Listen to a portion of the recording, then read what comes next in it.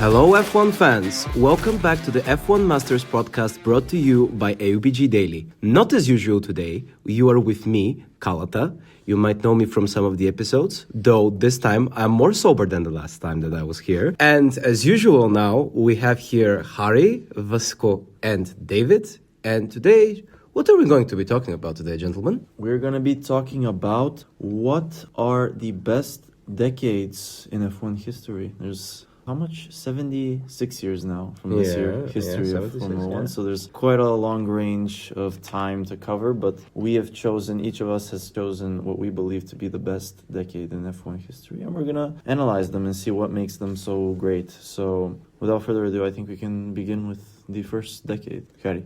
Okay, so we're going to go by chronological order, and this means that I'll start because I've chosen the 1970s, which obviously I haven't watched races from that period, but from what I have heard and I have informed myself a lot about it, so that is why I think it's a pretty interesting period to discover. It all started with a one-off title by Jochen Rindt. This is also the only time that the title was given posthumously because he unfortunately died in an accident. And then also there was Jackie Stewart, who won 2 titles, and Emerson Fittipaldi, who also won 2.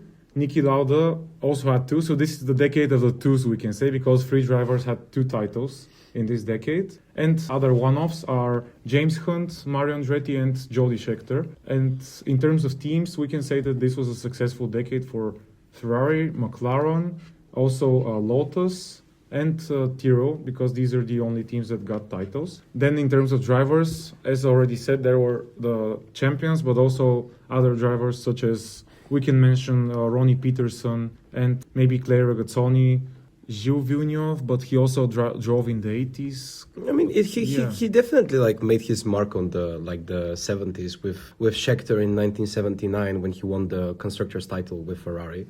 Yeah.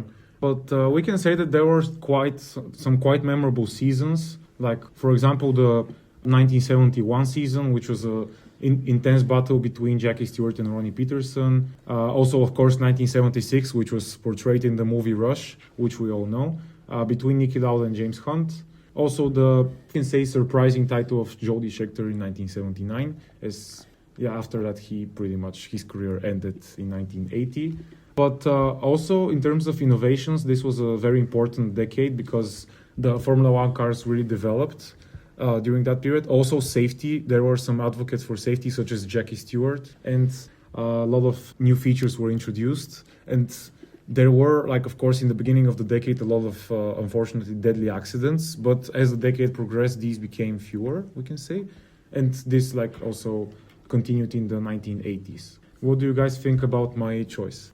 I think that the 70s are a pretty interesting era because this is still very unpolished F1 and the cars were so much different than nowadays. Even when we compare it to the 90s and every other era afterwards, this is a time where F1 was much more dangerous, but at the same time, there were some pretty iconic pilots, there were some pretty iconic teams.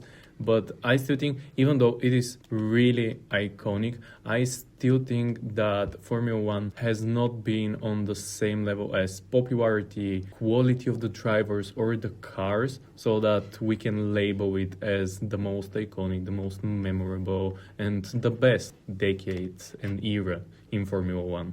Yeah, I think what's interesting, at least for me, about 70s is how experimental I felt the cars were, like the 6-wheel Tyrrell or the fan car, the Brabham. A lot of iconic cars, I think, from this time. And of course, I think the 1976 season absolutely carries this whole decade because, obviously there are a lot of great drivers, but 1976 was actually the only season out of these that was decided in the last round of the season. Really? Yeah, so showing, in a way, a bit of dominance. 1974 also was decided in the last round I just saw. But who were the drivers in contention in 1974? Fittipaldi definitely was, he won that championship. Yeah, it was Fittipaldi and Clay Regazzoni. Really? Yes. Cool. But I think a lot of iconic drivers, as we mentioned, Niki Lauda, for example, I think is probably the best driver during this time. But a wide range of champions, which I think is really good to see, because this is not really something in the modern era that happens so often. So I think it's a good variety to have.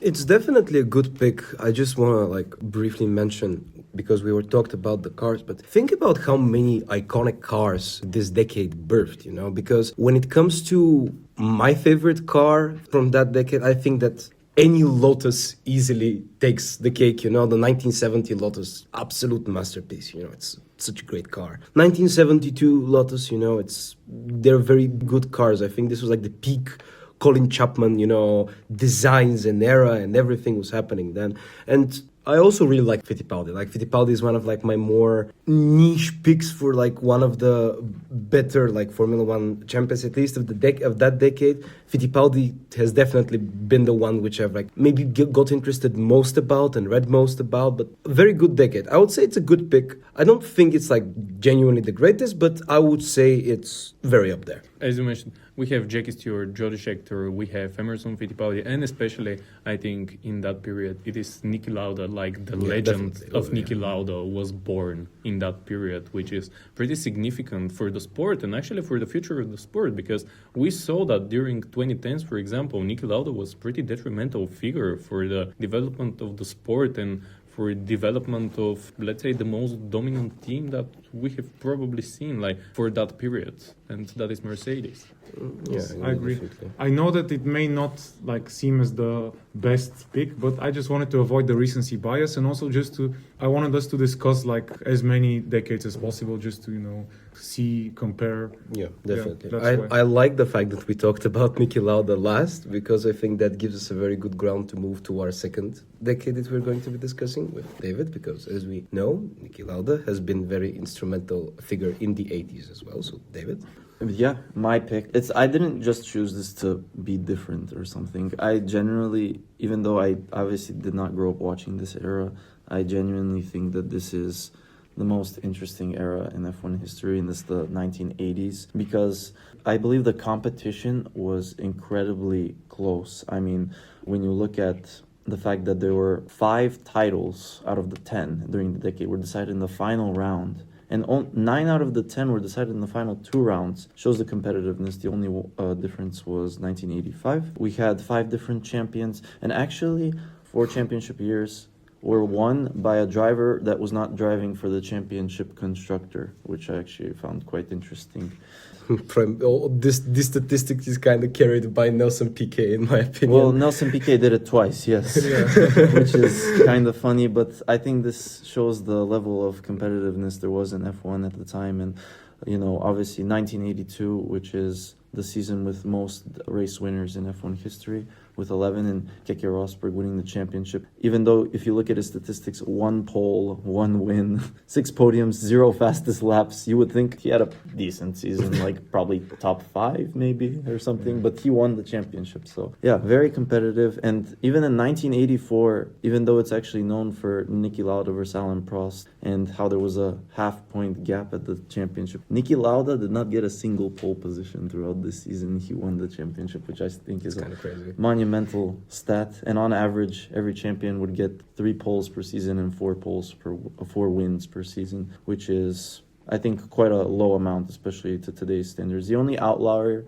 was 1988, when McLaren, in my opinion, produced probably the greatest car we've ever seen, even though obviously a lot of modern cars have challenged this car. I think that for the time, that Senna-Prost 1988 McLaren was the most dominant force that anyone has ever come up against in F1 history. And the rivalry, Senna-Prost, in my opinion, the greatest rivalry in history, and both of these guys, of course, very prominent in the 80s. We had, as I mentioned, Niki Lauda. He won his 3rd championship 7 years after his 2nd one with McLaren, which was definitely a monumental achievement. And also, I wanted to point out the turbocharged engines were so cool. Like, honestly, like, listen to the sound of these cars. It's quite remarkable. I love these turbocharged engines. They were very unreliable, which I think added a lot of chaos to the races and made them even more unpredictable. And yeah, we also had the ground effect era, which was revolutionized at the end of the 70s by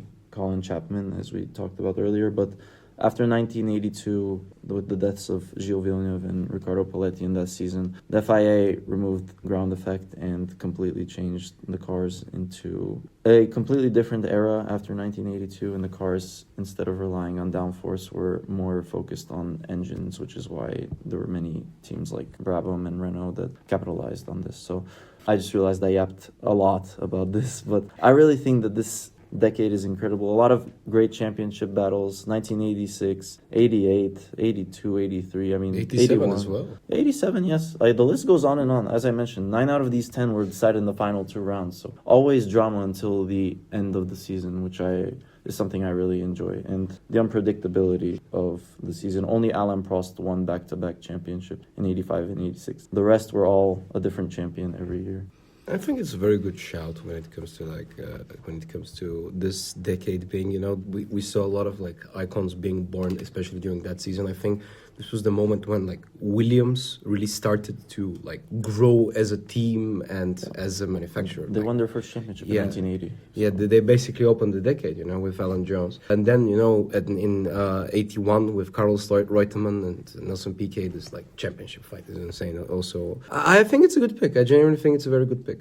I also really like this pick because if it wasn't for my choice, probably the 80s would have been my best decade for Formula One because you had everything. It was like a blockbuster movie. You had a lot of competition. You had, actually, as David said, probably that McLaren was the best and one of the most recognizable cars of Formula One.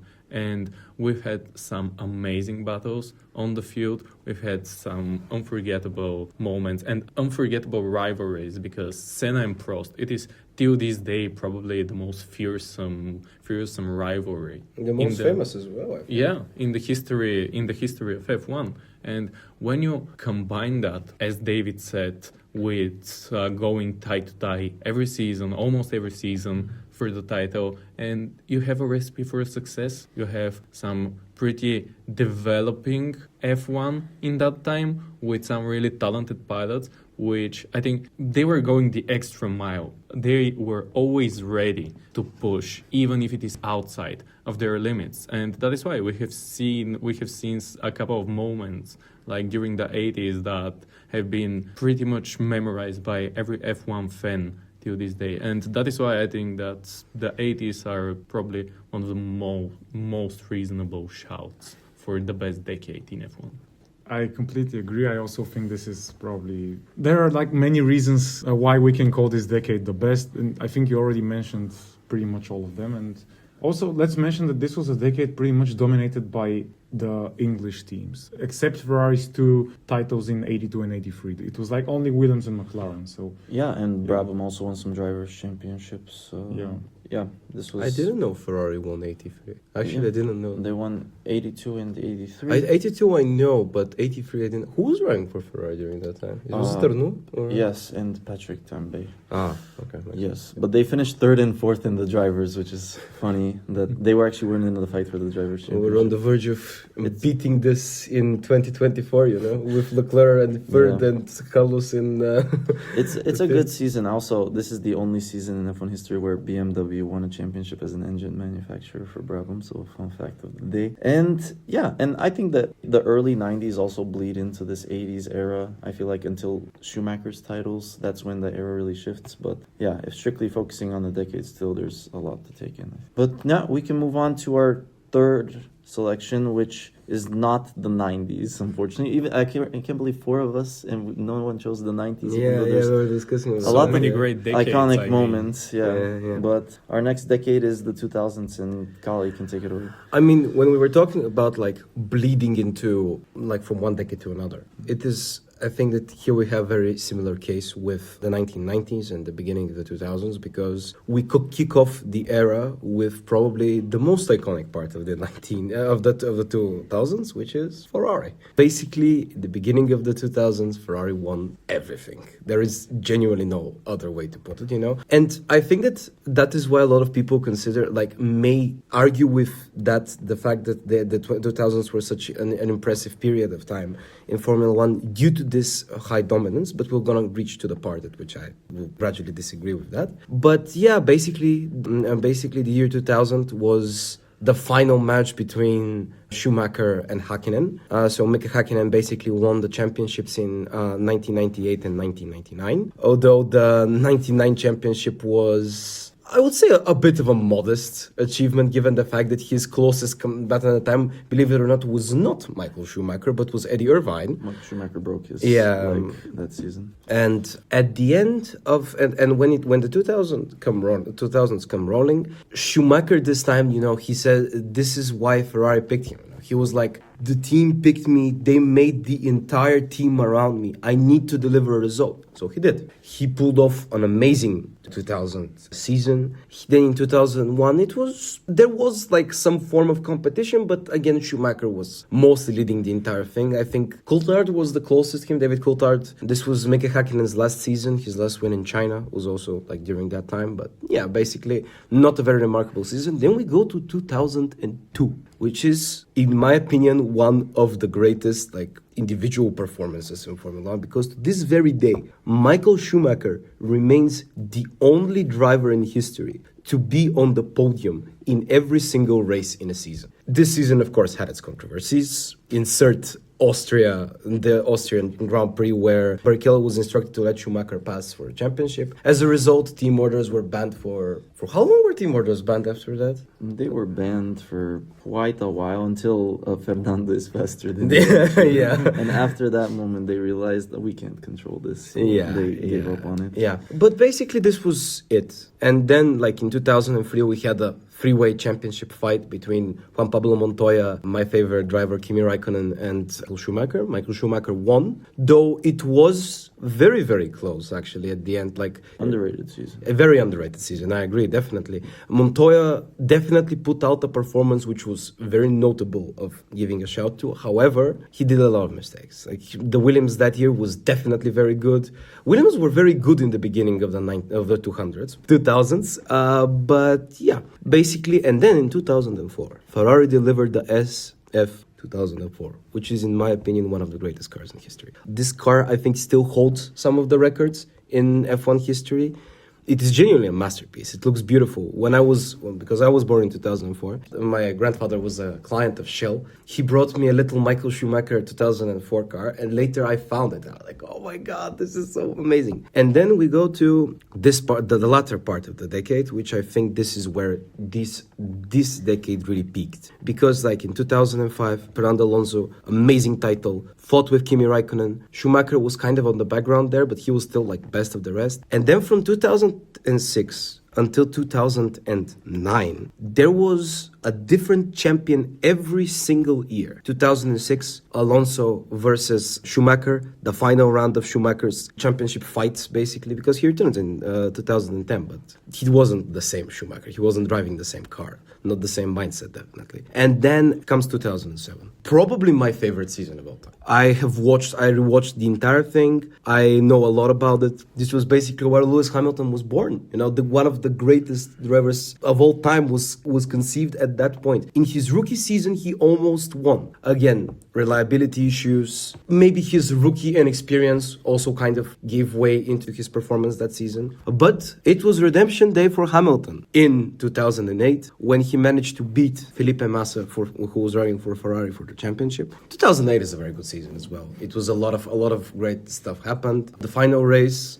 the devastating blow for Ferrari. Even though it's their last championship. It gives such a sour taste, And then, of course, we go to 2009 when Jenson Button basically pulled off an incredible, somehow Brown GP, the only team in history to have a 100% win rate. Never forget. But they won an extremely good championship, very good car in the beginning. And this was basically at the time at which Sebastian Vettel was also like starting to linger in the shadows saying, yeah, I'm coming, guys. Like, stay tuned, But why do I think that this is one of the greatest decades of all time? Because it's so iconic. Even in the domination moments of Ferrari, this car was so iconic. This red and white was driving around and everybody was happy. Everybody who was a Ferrari fan, but that's everybody, as we know from Sebastian Vettel. And then the latter part, different champions every year. So many iconic moments, like the championship in 2007, Crashgate in 2008. Don't remind Fernando about that. Then, like, of course, when we're talking about famous gates, we have to mention Spygate again in 2007. Overall, a lot of things that happened and a lot of development went into the cars and a lot of the safety measures were born because, of course, very crucial incidents like the Marshall deaths in 2000 and 2001. Also, we have the incident with Felipe Massa in 2009 where a spring from Barrichello's Brown flew off and like basically crashed his helmet and then he couldn't race until the end of the season. But yeah, overall, incredible decade, incredible performances, incredible drivers, iconic moments. This is the one era for me which kind of brings the most nostalgia and the most F1. This is for me. You guys have anything to add to my Iapaton? Of course, you can join. Yeah, that was pretty full of information. I can say there were not a lot of things to add to that. Probably that you have to mention Crashgate, Spygate, which were one of the most controversial moments in F1 history, but they're still part of the folklore of this decade. Also, for amazing like legends of the sport, you mentioned them all. Like this was a decade full of greats. And also, I think we need to mention that apart from Hamilton and Vettel, also one future champion started his career during this decade, and this is Nico Rosberg in Williams. And I think that, especially for me, even though Michael Schumacher, probably the greatest of all time, and driving in Ferrari, pretty iconic, I think that the standout moment for me has to be the 2009 season, because this is probably the most random thing that has ever happened in F1, but it is to this day one of the things that cannot be explained by words. You just have to see it. It was Honda, and they were like, oh, you know what? Scrap it. Like, we're not going to compete anymore. And Ross Brown just took the team, and he was like, yeah, I'm going to make them champions. And after that, just become Mercedes. So I think that the 2009, it is not the most iconic moment in the history, but it is probably one of the strangest, but at the same time, most memorable moments in F1 history. It's like the explain Leicester City winning the championship in F1 terms. This is the season you would go to pretty much. Indeed. I mean, I think the 2000s for me are very sentimental. I started watching in 2009 and I'm a big Jenson Button fan, so this car and that season is really iconic for me in my opinion. But also the 2008 is that Glock. This was repeated up until 2021. I would say no one thought that something like this could ever happen again. So this is one of the greatest moments in history. 2007, of course, I think this season is an all-time classic for sure. And the rivalry between Alonso and Hamilton is to this day on the edge, I feel like. Yeah, really good seasons here. A lot of fantastic cars as well. I really like these cars. The engines were amazing. The V10 engines. Amazing. Also, we did not mention the 2005 United States Grand Prix, though. We don't talk about this season, this decade had a lot of controversies, let's say to the least. But I think this definitely smoothed out in the future. Yeah, very eventful and intense decade, I would say. Really good pick. Some amazing champions, beautiful cars, controversy, you know. I think that Kalata covered all of it, so I think we can move on to our last pick out of the four of us. First of all, I feel like at moments the 2000s felt like a reality TV show, and you just have to see the relationships between drivers and all that stuff. I really wanted to see if like F1 Twitter existed at that time, you know? This would be unbelievable to read, you know? And going... I just remembered Fernando after the Hungarian qualifying. I can imagine how Twitter would have been back then. It would have been crazy. Yeah. And going to the last pick, it is the 2010s, and this is the decade that I started watching F1. It was precisely the 2010 season, and actually that was the birth of a new giant in the sport, and that is Red Bull, which before that they haven't been considered part of the big boys or anywhere close. Yeah, and actually the 2010 Renault engine and the iconic pairing between Mark Webber and Sebastian Vettel, especially Sebastian Vettel, who was dominating in the first 4 seasons of that decade. That is actually the thing that made me fall in love with the sport. I remember at that time it was everywhere, newspapers, TV, during races, like, you know, the famous quote from Lewis Hamilton, Sebastian Vettel's dominance could bore fans. And Hamilton proceeds to win every championship championship. Indeed, how turntables. And I think, however, even though he won 4 seasons in a row, there are 2 standout seasons with probably also with the triple header between Alonso, Hamilton, and Rosberg.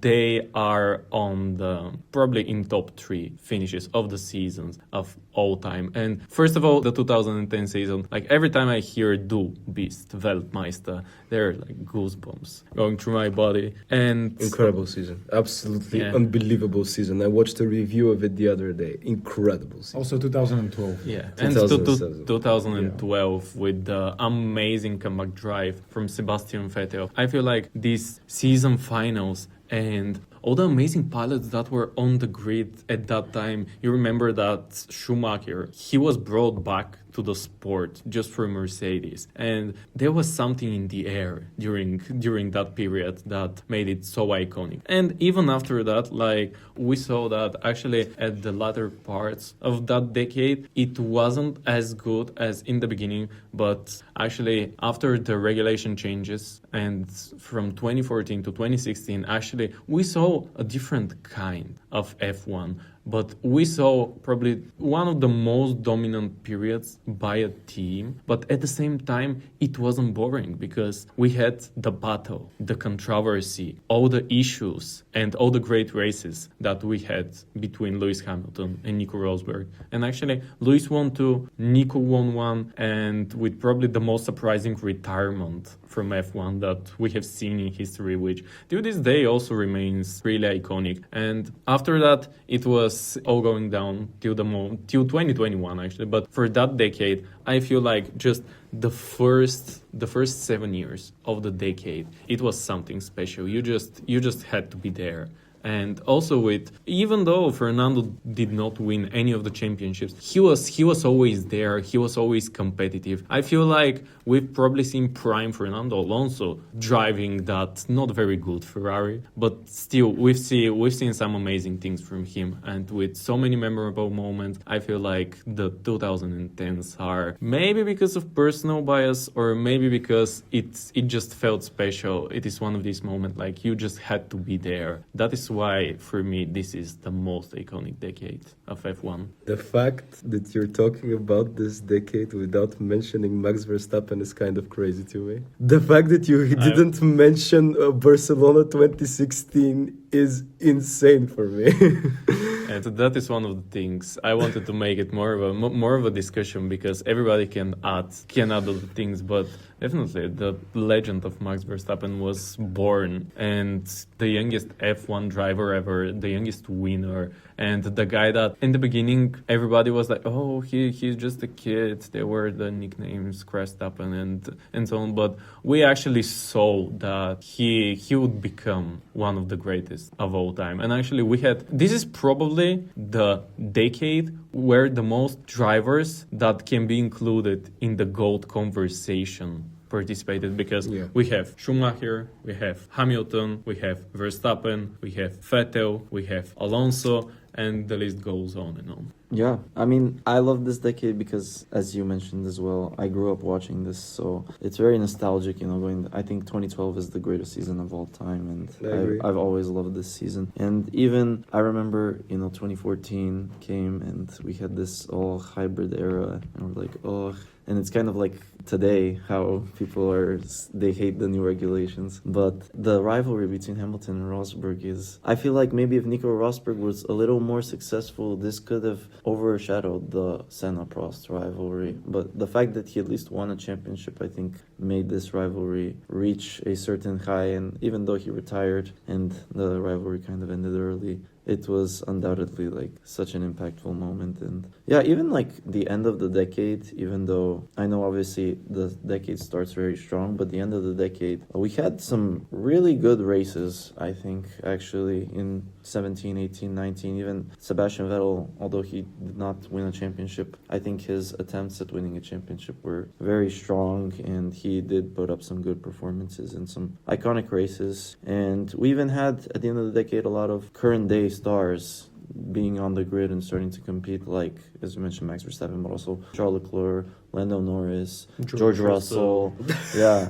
I mean, like, all of these guys are top drivers in today's F1, so I feel like... One of them is a champion. And no, I'm not talking about Charles Leclerc. Yeah, I know. Also Carlos Sainz. Sainz. Oh, yeah, Carlos. We had drivers. Daniel Ricciardo, who is like Daniel a Ricciardo, pretty iconic figure, even though he never went even close to a championship. Like, everybody, like, if you know how good was Daniel Ricciardo in his prime. Yeah, Harry. I agree. Like, also, as you mentioned, we all have started watching F1 during this decade, most of us, and we have nostalgia. Personally, as a Mercedes fan, I obviously enjoyed this decade because this was the era when my team dominated and when my favorite driver won so many titles. So I have great memories of that time. And also we had some great battles, as Vasco said, like championship deciders. I wanted to add that even if it was Mercedes dominance, I mean, I feel like, at least, I don't know, maybe me and Vasco can relate, but since Harry was a Mercedes fan, he can't relate. But even though Mercedes were winning all the time, the races that they didn't win, it felt like the greatest day. It felt like Christmas. It felt like Christmas. Like when Sebastian Vettel was winning, like in 2015, or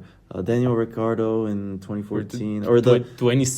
2016. When you see like two Mercedes cars crashing, and after that your team wins the race, it is like a really special feeling. That comes to show us like how dominant was actually the Mercedes car, which I think is probably not the greatest thing for the sport, but for the technology. I feel like this is probably one of the greatest masterpieces of car, of engine that we have seen throughout the whole history of F1. Like, engine especially, it took teams years to catch up to Mercedes with engines. You remember that, like, the team that were like customer teams for Mercedes, like for example Williams, this was like a big moment for them, you know, 2 years in a row finishing third. If they manage to do that, I'm going to tattoo a 55 on my forehead. Shout out to the McLaren Honda during this decade as well. Although I think it's the most iconic, unsuccessful car in history. You mean the GP2 engine? Let's see if the Aston Martin Honda is similar. I have year. no tires, no brakes. We are out of the points. I feel like this is also the decade that actually changed the whole legacy of Fernando Alonso because of a few bad choices, because of a few unlucky moments. And actually, Fernando could have been with 5 world titles, and like it is just that probably the unluckiest driver in F1 history when it comes to choosing a team. Don't poke the wound, Vasco. Don't poke the wound. Indeed. And also something brief to mention, the introduction of the DRS system, which was detrimental for the whole of the 2010s, happened during that decade. Have you seen this video of David Coulthard and Niki Lauda arguing about whether DRS is good or bad? You should watch it, it's very peak. And now DRS is done. No more DRS. Yeah, we'll see what is it. But also, actually, the iconic part of the 2010s does not come only on the grid. Actually, I think we have seen...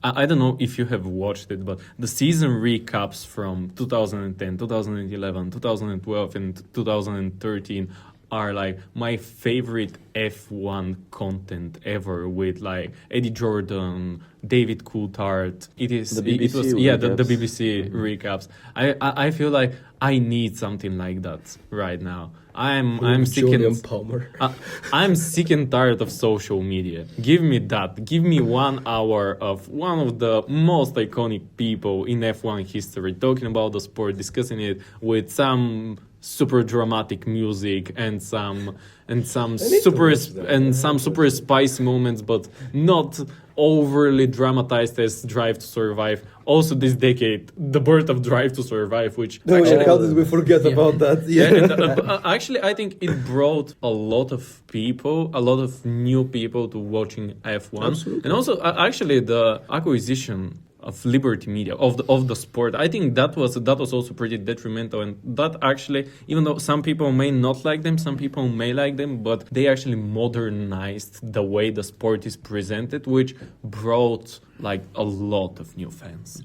Also wanted to mention the impact of Jules Bianchi's death and how the halo was, I think, one of the most revolutionary devices in F1 history invented. About the halo, it is crazy for me because recently I found this like videos of people like Max Verstappen when the Halo was initially introduced were like, oh my god, like why this is not how an F1 car should look like. Fast forward 2021. If the Halo was not there, Max Verstappen would now probably be charged with manslaughter. Yeah, and it has saved the life or lives actually of at least 2 or 3 people so far. So I think that even though, yeah, it is looking a bit ugly, but what is more important, like it has its charm. I like it. like life or your car looking good on 2 or 3 photos. Like I mean, yeah. Do we want to determine which decade is the best, or like as we know, each of us has a different take, or are we going to do it? How about, I mean,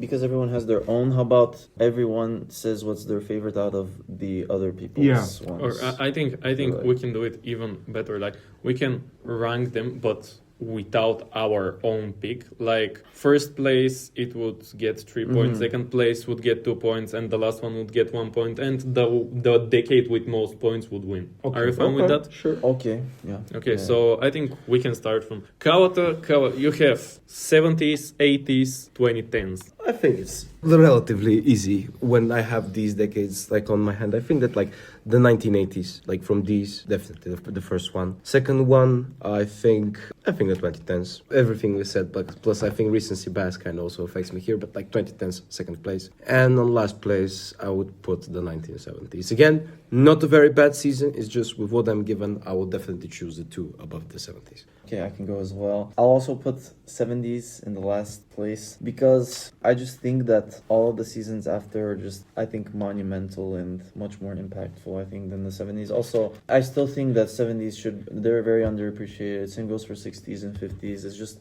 we didn't live this. I mean, I didn't live the 80s either, but it's very limited data, I feel like, from then. And we only know things from certain stories, certain sources. And yeah, overall there was I feel like lack of championship battles, I think, in this season that's really, I think, brings it down for me. My others, I would say second place, I would do 2000s. I think 2000s are great, but I do think the beginning of the decade kind of brings it down for me. I think the end of the decade is really strong, really good seasons like 06, 07, 08, 09. I love all of these seasons. I love 03 as well, but a few too many Michael Schumacher dominations for my liking, but nevertheless, I think a lot of iconic cars and champions during this time, and great races, and great championship deciders. But yeah, my favorite out of the others is 2010s, because Vasco mentioned a lot, but yeah, 2010, 2012, these are like 2 iconic seasons. 2012 is my favorite season in F1 history. I think it's the most competitive season in F1 history. I love the Hamilton-Rosberg rivalry,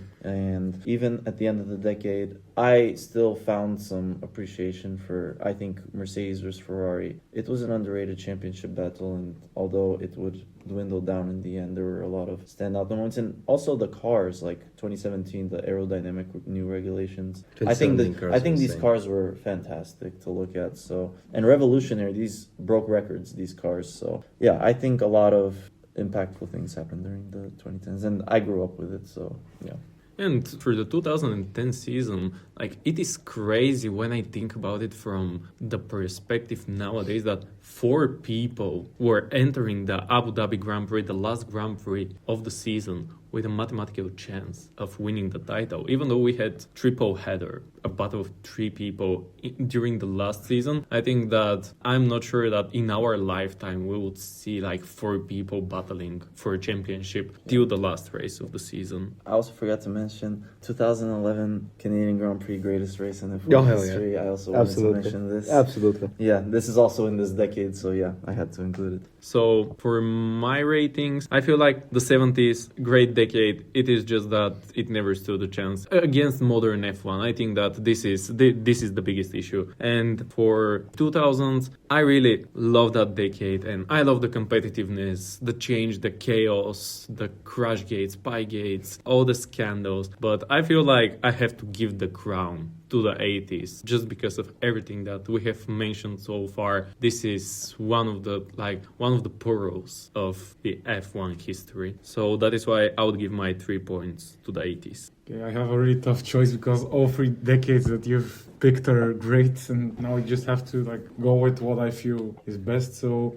okay, I'll say that the 2010s is first in my list, and then I like the 80s and the 2000s, both of them. So okay, I'll say the 2000s second and 80s third. This may be a controversial pick, but I just feel like that the 2000s, like especially towards the end of it, there were such great seasons that you have to pick it over the 80s. But yeah, so this means that which decade is the winner? This means that with 8 points, the 2010s are getting the crown. Crazy. And I think that all of these decades have their merits. But yeah, the 2010s, it is probably because of our own personal bias, because we have watched the most of the races at that time. But I feel like it is a special decade and it deserves the top spot. And I think that we can conclude with that. We got 5 more years till the end of the next decade, so See you in 5 years, hopefully it lives up to the 2010s. Well, the 2020s had the craziest season finale, like last lap of a race of a season probably. But yeah, after that, actually, the 25 season was also great. Apart from the Red Bull dominance and the relatively boring 2020 season, we had two really great seasons. We'll see what the new regulations, maybe they'll bring up the decade. We'll have to wait and see. Formula E on steroids. Steroids, yeah.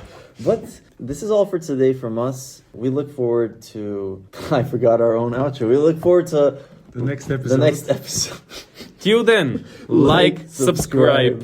And follow us in AUBG Daily on Instagram and Facebook. And in YouTube. And in YouTube, yeah. And in Spotify. Yes, and any other so many platforms we followers. potentially And on are at. LinkedIn. And stay tuned for more of our content. Thank you, and remember, If you no longer go for a gap that exists, You're no longer a racing driver.